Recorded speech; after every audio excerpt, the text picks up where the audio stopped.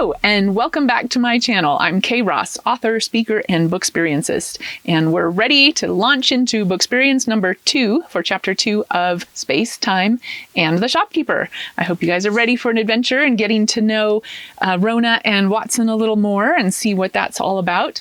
Last time we got to know Rona a little bit and saw that she is kind of uptight about things and afraid of the new, thinks the imagination is a whole lot safer. And we saw that Watson Yang comes in every Thursday, at least that's predictable, and he is studying space and time. Why, we don't know. But maybe we'll find out some more in this chapter. Let's see what happens. Chapter 2. The Irregular. After her brother and niece left, Arona walked down the street to her favorite cafe and drink shop, Patisserie de la Santé et l'Amour, a quaint French-Canadian cafe that opened last summer. The full name was much too long and difficult for the locals to pronounce on a regular basis, so it had affectionately become known as Santé et Amour. It hadn't taken long at all for it to become an almost daily ritual for either Arona or Kunda to get dandy lattes for each of them. They were now hopelessly addicted to the delicious, not-so-addictive dandelion coffee alternative. Besides, the short walk provided a welcome break from sitting behind a counter on a stool for hours on end. Arriving back at the gilded pages with drinks in hand, Arona found Kunda grumpily studying the computer screen at the front desk. "What's wrong?" Arona asked, afraid Kunda had forgotten to pay a bill. Kunda sat up straighter and said something passionately unintelligible in Marathi, her native tongue from Western India. Arona learned early on to identify Kunda's native language. From the sound of it, this time it had been a string of curse words. Kunda switched to English. "I hate to read about those worthless, depraved, degenerate human trafficking slime!" And she slid into another string of probably Marathi profanities. "It is awful, isn't it?" Arona set down Kunda's dandy latte on the counter. Kunda grabbed her drink and the mail as she hopped off the stool and headed toward the rear of the store. "I hope they all repeatedly reincarnate as dung beetles and get stepped on or rot in hell forever, whichever is more painful. Kasle hanera de lok." Her voice continued to rise, spewing Marathi venom until she disappeared into the back office, slamming the door behind her.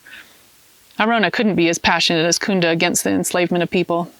Arona didn't think she could be as passionate about anything as much as Kunda. Part of that was because Arona tended to simply steer away from passion in general. Passionate feelings and their resulting actions had gotten her into heaps of trouble as a child. Like when she'd gotten mad and thrown something at a window, only to have it bounce back and give her a goose egg on her forehead. Or when she'd tried to kiss a boy she liked in second grade, and he'd socked her in the eye. Or when she'd given a passionate report on the endangered Acalis four-eyed frog, the same year she got glasses, and for the rest of that year, she was called Four-Eyed Frog. Or when she was in 6th grade and Mila, her cat she adored that followed her everywhere, was killed by a dog. No, passions and their consequences were things Arona had decided to best avoid. It had been safer that way. But even if Arona were to give in to unpredictable passions, she knew she wouldn't be able to match Kunda's venomous animosity to human trafficking. Arona hadn't experienced it as close to home as Kunda had. Arona would never forget the day in college when Kunda shared how her childhood friend in India was sold off to a brothel by her own father, just because the man couldn't pay some debt. Kunda had named her daughter Sarika after that friend. Arona sighed. Despite her lack of expressed passion and inability to curse in Marathi, she wished she could do something. Trafficking was just so wrong and beastly. She'd read enough about it to know and be disgusted by it. What could she do, though? Maybe she should order some related books and make a display of them. At least that might raise some awareness. Awareness was good, right? Satisfied with her new aspiration, Arona dove into looking for related books she thought would appeal to her regulars. She hoped seeing the display on a daily basis wouldn't put Kunda in a foul mood. The bell jingled on her door. Arona looked up to find an irregular walking in. Her little shop was mostly visited either by tourists, whom she smiled at and helped, but didn't invest too much time in, because they would be gone the next day, or regulars who had been coming for years and whose parents came before that. Every once in a while, an irregular would stray in, someone she'd never seen before, who didn't have a camera around their neck and wasn't looking for postcards. These had the potential of becoming regulars. Watson Yang was one of those who had recently crossed the threshold from irregular to regular. Irregulars intrigued her. Their stories were most likely fascinating, or at least could be imagined to be so. This one seemed about 60-something years old. He wore a beige raincoat. It wasn't raining out, and wasn't likely to on this warm, sticky summer day on a narrow lane in Kingsburyport, Massachusetts. He had gray streaked hair and tan skin, probably inherited from somewhere south of the border. He looked friendly. The way he picked up books and held them reverently spoke volumes. He could be trusted. Arona's imagination started spinning in earnest. He was probably a spy as a young man and couldn't give up the coat after he retired. He'd forgone a wife and children for the benefit of his country. Instead, he'd sponsored children in Ethiopia, Costa Rica, and Brazil, and wrote to them all every month. "You're staring," Kunda whispered in her ear as she walked by. Arona jumped and quickly made herself busy with the flyers on the counter. She could feel her cheeks burning hot. Mr. Irregular walked to the counter with a thick, gilded-paged book in his hand. "Hello, young lady." His voice sounded rich and warm, just as she expected. "Hello," she smiled back. It was nice to be called young, even though she was inching away from the middle of her 30s. He placed the book on the counter. The Purchase of Peace by Rohand Nedgety. She didn't remember ordering that book. It must have been in the used section, left from when her parents ran the store. She should still be able to recognize it, though. It bothered her she couldn't. She knew the books in her store as well as a teacher knew her students. Who was this stray? "Do you believe peace has to be purchased?" the irregular asked, interrupting her consternation. Arona paused a moment, thrown by the curveball of a question. Does peace have to be purchased? What kind of question was that to be asked by an irregular? Maybe this man was a retired philosophy professor, not a spy. What does it even mean to purchase peace? Arona wondered. Like paying some sort of price for resolutions? In relationships? Between nations? Then out loud she continued to ponder. "I suppose it depends," she said cautiously. And for some reason, unbeknownst to her, for she rarely shared her true thoughts with any strangers, and particularly not with irregulars, she found herself wanting to continue her line of thought. "I think there is a cost to peace, but it could be different in different situations, like loving someone when they don't deserve it, or sacrificing your pride to listen, or giving up something you want, or even someone giving up the cost of their life." Mr. Irregular nodded his head slowly, but didn't say anything. Arona saw Kunda standing by the travel section of books in the distance, but it didn't really register that Kunda's eyebrows were rising further and further on her forehead the more Arona spoke. Arona had fallen down a rabbit hole, and there seemed no stopping her words now. "I suppose sometimes some people wouldn't accept the purchase price of peace that's offered, whatever it is, and then how would you bring peace in those situations?" Arona realized her eyes had glazed over and she was staring at the ceiling fan. She looked back at Mr. Irregular's smiling face that was studying hers. He was way too interested in what she had been saying. It made her feel uncomfortable and warm around the neck. How did he get her to say so much? "That's the million-dollar question, isn't it?" he asked. He smiled and held out a $50 bill. "You'll do fine." Arona reached out to take it, a bit confused by that statement. What would she do fine at? "Keep the change," she said. As their hands touched at the word change, a chill went from the top of her head, down her spine, and out her fingertips and toes. The word seemed to echo through her cells and bones, rattling dust and cobwebs as it went. She stared at Mr. Irregular, blinking, afraid to blurt out and ask about what he just said, for fear she would look stupid. He just kept smiling at her, picked up his book, and walked out the door. That's when she realized she hadn't even looked up the price of the book. She quickly typed the title of the book into the computer register. Of all the... Arona's voice trailed off. "What was that all about?" Kunda asked, walking over to the counter. "Are we having coffee chats with irregulars now?" "I don't know," Arona stared at the screen that reflected no search results for the purchase of peace. We don't even have the book listed that he just bought. And that is the end of chapter 2, ladies and gentlemen. I hope you all have enjoyed that. It has been a great pleasure reading to you. Keep your eyes open for chapter 3. And I would love to hear your thoughts, comments, questions below, especially who do you think this irregular is? What's he up to? What was that question all about? And what will Arona do fine at? I would love to hear your thoughts on that one. All right, but wait, there is more. We're going to have a behind the scenes section coming up very shortly in just a moment after this quick word from our sponsor.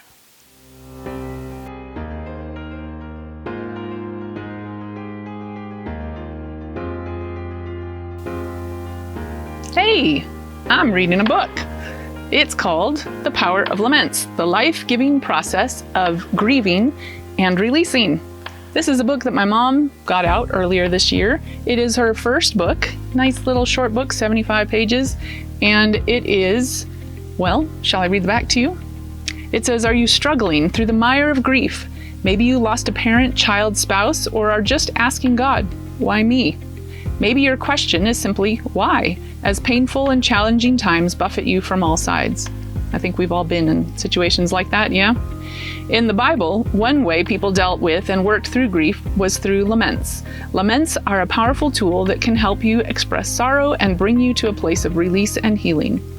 Journey through biblical and contemporary laments and learn how you too can write laments, find comfort, and catch a glimpse of God at work, even when big questions may still go unanswered.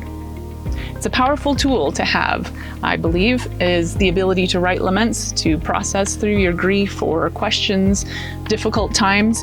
And my mom has been through her share of difficult times, as many of us have. And this can be a great help for you, great resource. Of course, links will be below. But and just a little tidbit on my mom. She's amazing. She's in her 80s and first book in her 80s. That will tell you something. And she's been a professor. She's traveled around the world and taught. And she's made a massive difference in my life. She's been one of my greatest encouragers and one of my best friends. So love you, Mom. And if you or you know of anybody that might benefit from this book, check it out. It's also on Kindle. Just a quick read, but very helpful. All right, and now let's get on to behind the scenes. Welcome back to Behind the Scenes. And today we have some fun stuff and some interesting stuff, some challenging things. So let's get started with the fun first. The fun is dandy lattes. I love them, and I often drink them when I am wanting a dessert but not the sugar, or just something warm and yummy to make me feel good. Yeah, they're good. So what is in a dandy latte? I have the link to the recipe and the products below if you're interested in finding out more. But it is Dandy Blend, which is like a powdered drink mix. It has dandelion, and yes, dandelion is actually very good for you. You can Google that, find out all the different benefits that it might have for you. So, Dandy Blend, monk fruit or stevia for sweetener. I mean, you could use sugar, but why? That's not good for you. So, monk fruit or stevia, or any sweetener of your choice, and a bunch of coconut cream, or if you don't like coconut cream, I'm sorry, but you could also use any other dairy product, and then the rest with hot water. So, like a few spoonfuls of each. I look up the recipe on the link. But it's really yummy, and if I ever get my own little coffee shop or cafe, I would love to serve it there. It's also really good if you add some cinnamon and vanilla too. That makes good. And you can that makes good. What is that? It tastes good. You can also add some other things too, like, if you're really adventurous, you get a little bit of pepper, a little bit of turmeric. Yeah, be creative. Okay, and then the next thing that I wanted to talk about was human trafficking. I introduced human trafficking in this chapter, which is not a fun topic to learn about or hear about, but it is super important to know about. That it is such a big problem in this world today. There are over 50 million people in the world that are enslaved in one way or another in this world right now. 50 million, more than any time in history. And whether it's because of debt or a forced marriage or a child soldier, or a woman forced to work in a household or work in a factory, or sexual exploitation, which is probably the most commonly known, but there's so many other ways that people can be trafficked and held against their will. So around the time I was starting this book, I was learning about human trafficking and the prevalence of it throughout our world today. It was shocking, and I felt compelled just to learn more, and I kept diving in and reading more and more about it. And it was just like, oh my gosh, I got to set this aside and process, pray, and deal with it. And then, okay, now I can come back and learn some more. But it's pretty heavy. So the way I've dealt with it in this book isn't terribly heavy. It is hints at stuff. It's not explicit, but it can be emotional. So if this is a trigger point for you, you might want to think twice about listening to it all. But yeah, so I hope you will learn a lot about it throughout this book. And I have listed some other books too in my products of books that I learned a lot from. So yeah, the link's below. So let's see. And then the other thing that I wanted to talk about is this strange irregular. Who is he? And what does he think Arona will do fine at? That is a question. And why was he talking about the purchase of peace? Which, by the way, is not a real book, so don't go looking for it, okay? If it was, I'd put a link below, but it's not. It's something I made up. But it's a fun name, isn't it? Rohand Nedgedi. All right, I like that name. Let's see. And then there's the part about Arona asking herself, what is the purchase price of peace? I'm going to read this because I can't remember it all, memorize it all. Okay, so she says, what is the purchase price of peace? Is it like paying some sort of price for resolutions in relationships between nations? And then out loud, I suppose it depends. I think there is a cost to peace, but it could be different in different situations, like loving someone when they don't deserve it, or sacrificing your pride to listen, or giving up something you want, or even someone giving up the cost of their life. And to me, this all kind of reflects the type of love that's discussed in 1 Corinthians 13. Love is patient, love is kind, that whole passage. And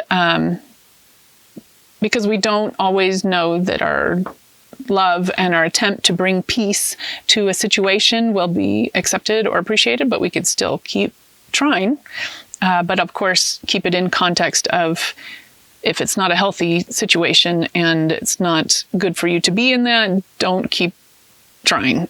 You can love from afar. You can still, it says, well, there's a passage that says, be at peace with all men as much as possible. Something like that. My rough translation. Anyway, so Arona continues. I suppose sometimes some people wouldn't accept the purchase price of peace that is offered.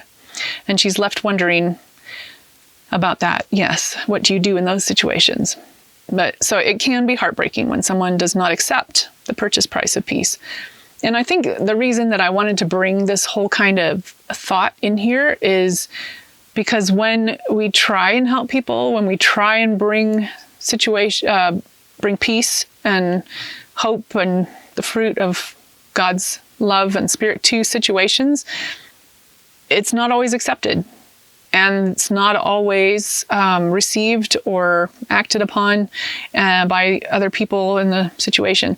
So there's this element of sacrifice that you do things just because it's love, because God is love and he loves people, and you try to help people, you try to bring peace or resolution to a situation, even if it doesn't even always work out.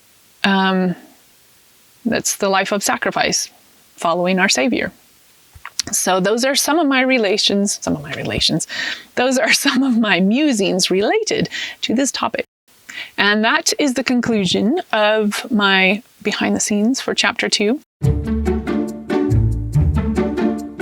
Please drop your comments, questions, and thoughts below, especially what you think Arona will do fine at. I'm curious to know what you think. And yeah, can't wait to see you next time. Make sure to subscribe, like, turn on notifications, and share this video with all your friends so they can enjoy it too. Let's have fun together. And don't forget all the links in the description below. And there's also a link for my website where you'll find my blog and all sorts of goodies.